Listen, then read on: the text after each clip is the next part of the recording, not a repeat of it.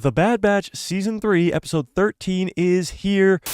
Wow, talk about an episode that kept you on the edge of your seat. The Bad Batch finally found their way to Tantiss, and Omega is taking notes from Andor as there is only one way out. This episode was so perfect for setting up the final 2 episodes of this 3rd and final season, but there's a lot in this episode that you might have missed, so let's break this all down. Episode 13, titled Into the Breach, starts on Mount Tantiss. Omega wakes up inside the vault and starts to talk to Eva. Eva is holding the doll that Omega created in episode 1 of this season as she tells Omega that Dr. Carr gave it to her. She's the only nice one. Dr. Carr is obviously Emery, and I still believe that Emery will help Omega and the others in some sort of way when they try to finally make their escape. Eva is playing some sort of 3D Tetris looking game, and she tells Omega that they want them to play these games. Omega starts to ask questions if they're always watching them, if the droids are watching them, as she's already trying to plan an escape. Omega gets introduced to the other Force-sensitive children, Jax, who tried to already escape this facility, Sammy, who finally has her first words in this episode, and Baron, the kid that we met in episode 10,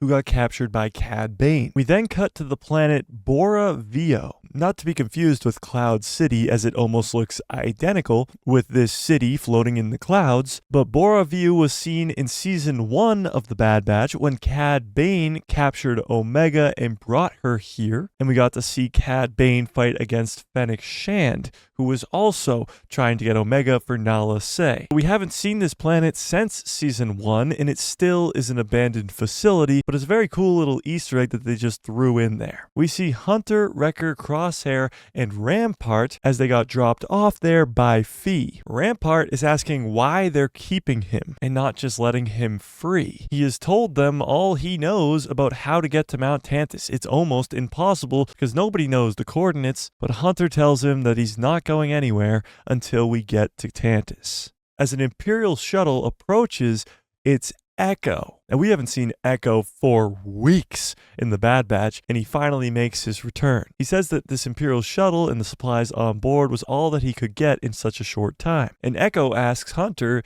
if they can really trust Rampart, which I think could be alluding to possibly Rampart throwing the Bad Batch under the bus and turning them into the Empire, possibly in the next episode, but I guess we'll have to wait and see. Because Hunter's response is he's our best chance for finding Omega. They get on the shuttle, and we find out that any ship that goes to Tantiss has to go through Imperial Station 003 first, which is the space station right outside of Coruscant. This is where we saw Emery and Scorch go pick up the Force-sensitive baby from Cad Bane. So Hunter says we can go to this base outside of Coruscant and pull the coordinates from a ship that is going to Tantiss. And Rampart says, even with this stolen shuttle and the stolen Imperial codes, you really don't think that you guys are going to sneak onto this space station, right? As Echo throws him an Imperial officer uniform and says that's because you're coming with us. Rampart sort of becomes the comic relief of this episode, as he mentions that this is only an officer's uniform and he was once the Vice Admiral of the Empire.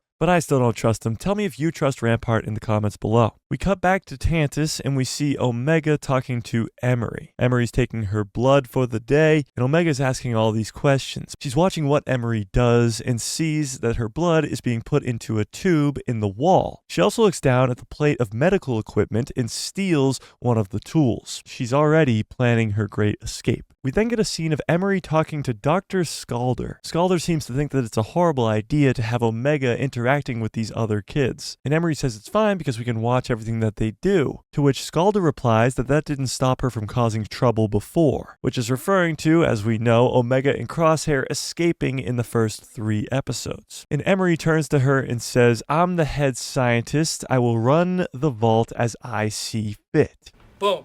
Roasted. But again, I still think this is alluding to Emery turning and helping these kids out in some sort of way in these last 2 episodes. We then get to see Omega talking with the kids again. She's asking all the questions about how many times do they come to check our vitals? Do troopers ever come in here? When do the droids come in? Trying to get as much information as possible so she can plan her escape. Then she tells the kids, do you want to know a secret?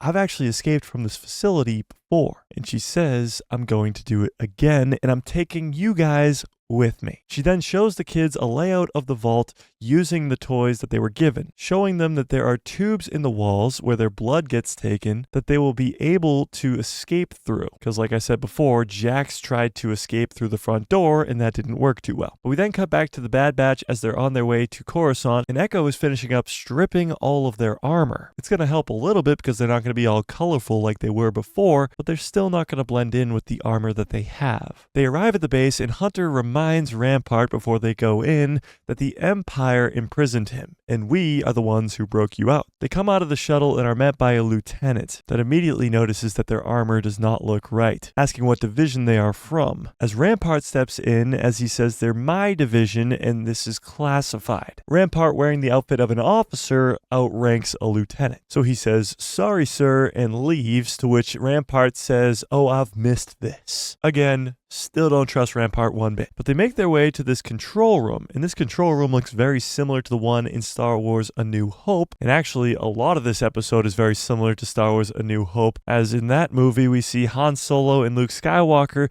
take the outfits of stormtroopers and infiltrate an Imperial station called the Death Star. Very similar to what we're seeing here happen in this Bad Batch episode. Echo taps into the system and sees that there's a science vessel docked in Bay 8 set to depart for Tantiss very soon. But the coordinates aren't given to the vessel until it leaves this station, meaning the Bad Batch can't just tap into the system and pull the coordinates to Tantiss. They have to get on that ship to find out the coordinates. So Hunter comes up with the idea to have Echo sneak on board, disable the proximity sensors to allow the other Bad Batch to latch onto the ship as they jump into hyperspace. Rampart says he didn't agree to this plan, but Crosshair tells him that plans change. As we cut back to Mount Tantiss, where we get this very cool overview of the mountain, what I really like about the Bad Batch Season 3 and just Star Wars animation in general is how they add cool shots like this. It's an animated show. There is no need for something like this, but it's just a very cool shot. But we see inside the vault a droid taking all the vitals of the kids as they're playing their games. And as soon as the droid leaves, Omega makes her way back to try to find out if they can get into these tubes in the wall and make their escape. But immediately Dr. Skalder sees Omega is up to something and makes her way down. Omega cracks open the wall in her room to find that there is a big opening that they could escape through, but she quickly has to put everything back as Skalder comes into her room. She definitely doesn't trust Omega, and I could easily see Emery at least distracting Dr. Skalder as they make their escape. And Omega goes back to the common area with the other kids and tells them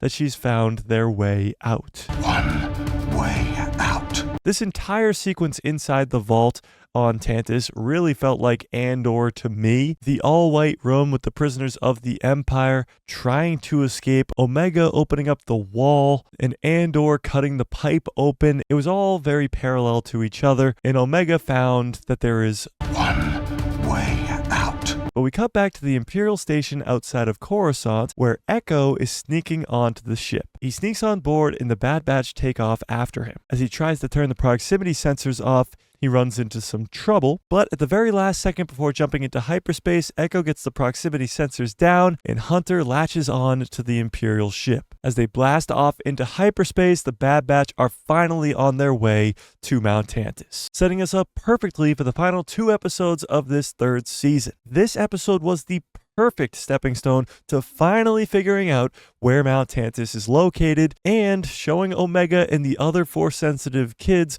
finding a way to escape the vault. Overall, I give this episode an 8.9 out of 10. I think we still have a lot of room to improve from here, but for what this episode set out to do, it did it perfectly. And it did exactly what it was meant to do. Lead us wanting more. Lead us to this last 2 episodes, as we will finally see how the Bad Batch story ends. But tell me what you think. Rate this episode out of 10 in the comment section below, and give me your most wild predictions for how you think this season is going to end. With only 2 episodes left, I think it's likely that we will finally see the reveal of this clone assassin's identity. But if you want to know who's under that mask, I explain who I think it is in this video right here.